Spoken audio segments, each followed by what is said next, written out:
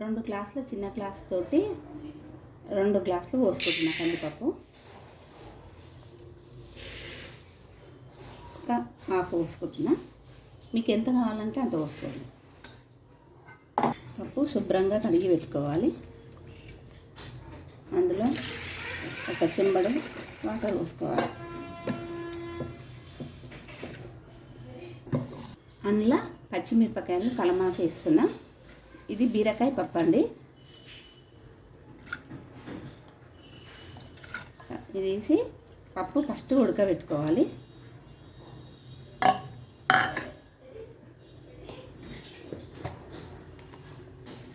తగినంత పసుపు వేసుకొని ఒక స్పూన్ నూనె వేసుకోవాలి. కలుపుకొని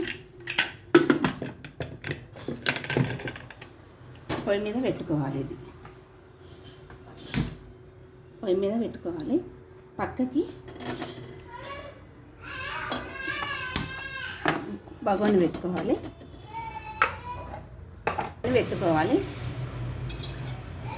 అందులో 2 గంటల ఆయిల్ వేసుకోవాలి.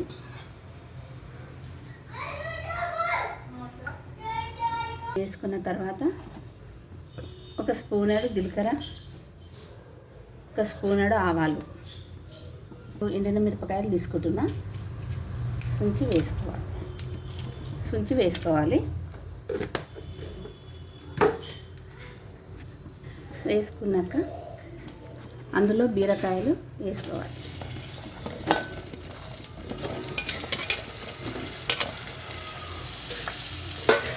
కొంచెం మంట మధ్యలో ఉంచాలండి. అందులో కొంచెం పసుపు వేయాలి.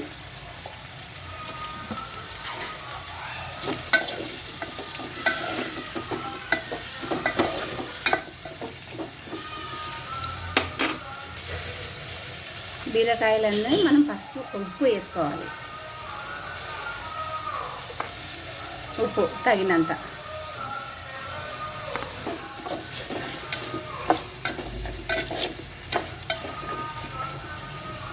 ఈ బీరకాయ కొంచెం ఉడకాలండి. పక్కకి పప్పు ఉంది కదా, ఈ పప్పు ఉడికినాక ఇందులో వేయాలి. కొంచెం ఉడకాలి.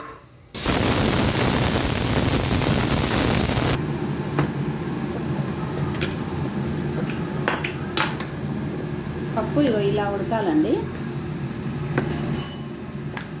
అయితే మనం బీరకాయ ఇక్కడ ఉడకబెట్టుకున్నాం కదా, ఈ పప్పు ఇందులో వేయాలి.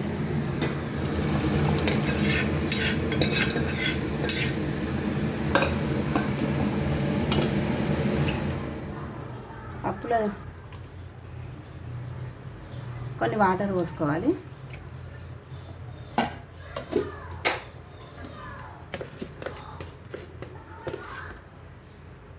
నేను 1 గంటడు కారం వేసుకుంటున్నా.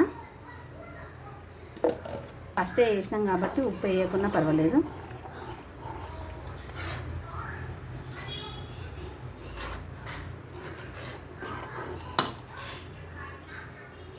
కొంచెం చింతపండు పులుసు పోసుకోవాలండి. చాలా బాగుంటుంది. చాలామంది పోయారు కానీ పోసుకుంటే చాలా బాగుంటుంది.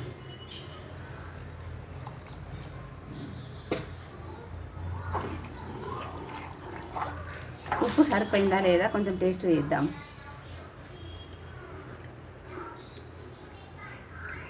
కొంచెం ఉప్పు పడుతుందా అండి? కొంచెం ఉప్పు పడుతుంది.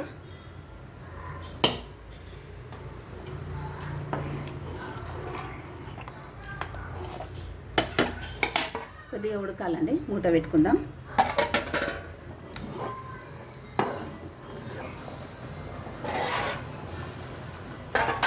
స్టవ్ బంద్ చేసుకుందామండి. అంతే, బీరకాయ పప్పు రెడీ. చాలా సండి ఇది. చేయండి, మీకే తెలుస్తుంది. ప్యాక్ చేయండి.